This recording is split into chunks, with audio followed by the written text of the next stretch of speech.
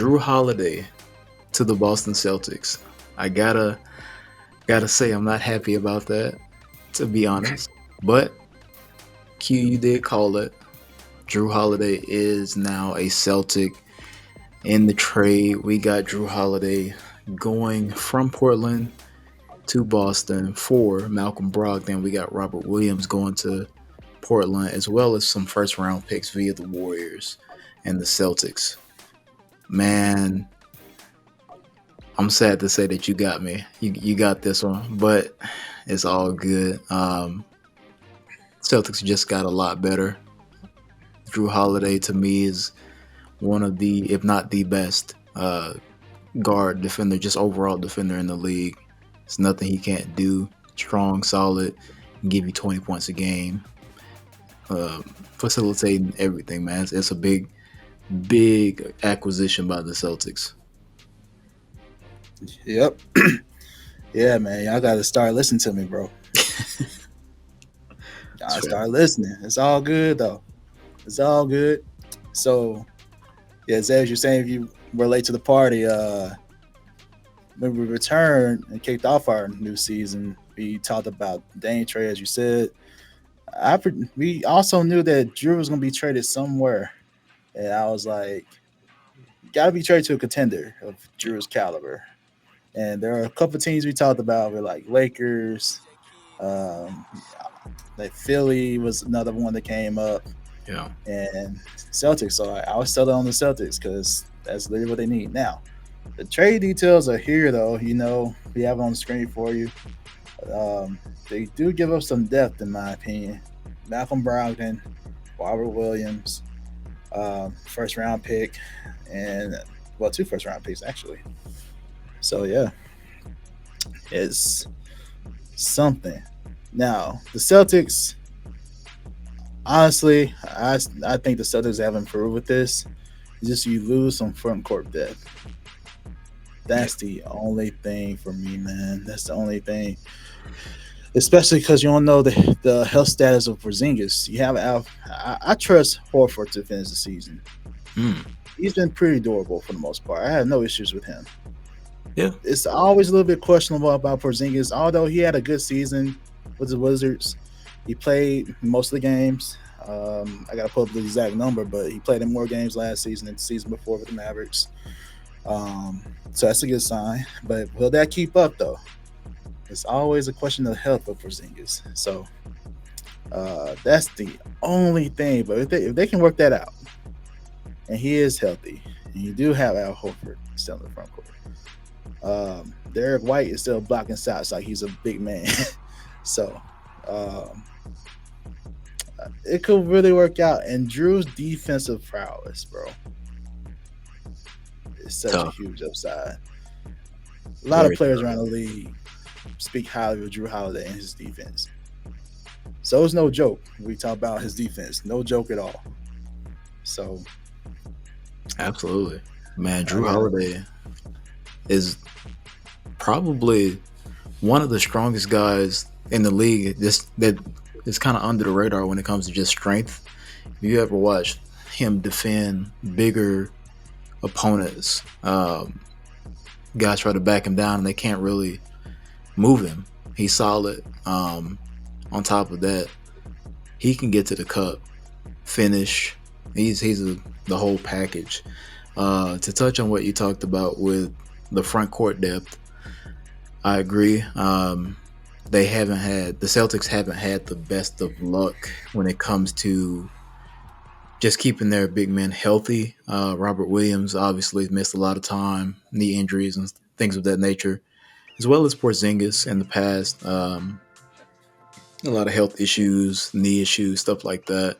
But the good thing, I think, and like you said, Al Horford's been consistent, but I wouldn't really rely on him because he's, well, not that I wouldn't rely on him, but I wouldn't expect him to be playing like a lot of minutes like throughout the whole season. I would try to like preserve him for the playoffs because he is older, to be fair. But I think the good thing about this team is now that they have a little bit more balance. Obviously, you got Tatum and Brown, the star duo. They're going to obviously score and do a lot of the leadership work, the facilitating as well. But bringing somebody in like Jrue Holiday and Porzingis just makes it so much easier for the team as a whole, as well as just taking a load off of Porzingis. If you look at the teams that he's been on, New York, he was kind of in the shadow of Melo early on, I think, or maybe I was after Melo. I can't remember now, but he was the focal point. Got hurt obviously before he could like really ascend. Got to Dallas, kind of was healthy in and out. Then his last season in Dallas, he was good. Had a really good season last year with Washington. But the thing now is that he's essentially like the third option, which is for him good because he can really operate on his own and not have to worry about you can't really double team him, even though he's 7'3". He can just shoot over anybody. But you got Tatum, you got Brown, you got Jrue Holiday out there, you got Derek White out there. Like you have a lot of weapons that you can go through, and that makes it a lot easier. So he doesn't have to feel a lot of pressure, I guess, when it comes to scoring, and he has backup just easily available across the floor. So I think they'll be able to find a lot more balance this year when it comes to making sure guys stay healthy. At least I hope. Right. And true, they can also run plays from the post through Porzingis as well. He's also a good passer at the post as well. So you get a whole lot of upside. No, the only thing about Robert was offensively, but he gave you so much defensively though. And Porzingis can, and it's, I won't say he's not in his prime anymore, but especially when he was in New York, he was definitely a beast on defense and the board. So can he still bring that back? I believe that he can. And you get so much more upside offensively. So yeah, it's looking a little troublesome out there in the East, man.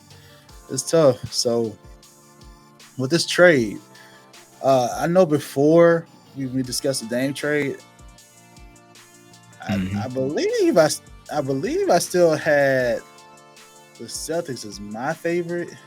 And of course, you had the Heat. This trade after this, I'm double down on how I feel about the Celtics now, because that literally filled the void that they needed. And a lot of people may have also said the Bucks before this trade, but I feel like after this trade, if you did say the Bucks, you got to be questioning a little bit now, because at least a little bit. It's tough.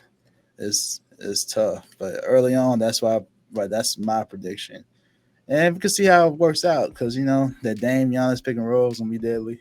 Yeah, but I'm interested to see how. It's also on the coach. That was my main question about the coach in Milwaukee. What system is he gonna run? The coach is slipping. His name is slipping my mind right now. Adrian Mazzulla. Oh, Joe Mazzulla. Yeah, Mazzulla. He had it was a successful year. Yeah. Despite everything I was team finished strong. So I think, I'm liking the Celtics, and of course you still feeling the Heat, right? Of course. Yeah, I don't know why. Never doubt. Yeah, of course. So, I mean, I'll also like you go ahead. Oh, my bad. To be fair, I've seen a lot of people, a lot of polls saying that the Celtics are the favorites to win the NBA championship in 2024, which I'm not. I can't be. I can't be mad at that. I think they have a good shot, but you know where I stand. But I do acknowledge that these teams really got better. But you can also objectively pick. Like, I'm an OKC fan. Mm-hmm. I'm not saying OKC is going to win the championship. I'm not saying that. Yeah. Now, I think we'll make the playoffs. I expect us to make a deeper run than last year, but that's it. I'm being objective here. You can still be objective and pick like. Yeah, I Still don't objectively want to. pick the Heat. All right, objectively pick the Heat. Yeah, Okay, I'm rolling with the Heat, man. all right. More power to you. That's good. Glad you got faith in your team like that. After y'all dropped the ball twice, I say Yeah, twice because of Bradley Beal and and Dane. So that's tough. yeah. So I also want to hit the other side of the trade real quick before we get off this topic, though. Like putting trade details back up here. So we have. So the Blazers do have Brogdon now and Williams. They do expect to flip Brogdon. Mm. And first of all, shout out to Portland and their brash there, like their front office. Because they're getting a lot. And this is still technically a part of the Dame trade, if you want to include this. More picks, more players. You know, they can still, before the Dame trade is officially done, they could have even more picks, you know, because they don't need Brogdon. I'm not sure they're going to trade Williams. I'm not sure, but I've been hearing them. They're trying to trade Brogdon based on news that I've been seeing. And y'all out there too, y'all can probably tell us different. Let us know. But as far as Brogdon, I would say they'll just deal him to where the best price is. I have no clue what type of team. Well, I could say contenders potentially want Brogdon as well. I think especially so. if you need depth in the guard spots. So teams like that, though, I have a theory. I feel like he could probably be a big help to a team like Sacramento. If you look at their roster, obviously De'Aaron Fox starting point guard, Malik Monk, I think he comes off the bench actually. But if you were to send Brogdon there, even if he played a little off ball, two guard, he's a savvy veteran. He can score. He can facilitate. He knows how to make an impact on the floor in different ways. He could be a nice mentor to a guy like De'Aaron Fox, who I feel like obviously has the motor, has the speed, the athleticism. Just he has like the instinct to go get it. But I feel like somebody like Brogdon could really help him broaden his understanding of the game to be able to like know when to slow down, know when to feed the post, know when to attack, when to, just run the clock, stuff like that. I feel like Brogdon could really be a big help to those young players. The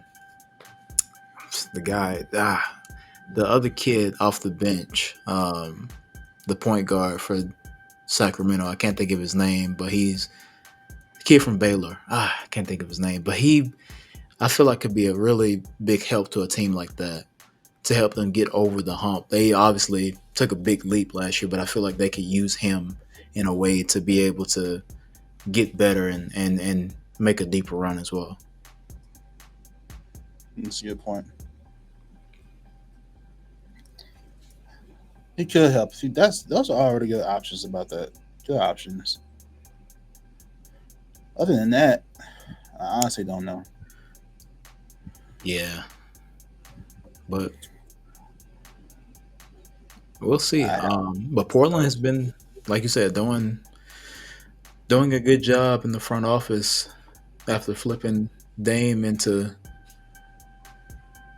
DeAndre Ayton, Robert Williams, Malcolm Brogdon, even if, he's not going to be there forever. But we'll see. Yeah. Definitely see.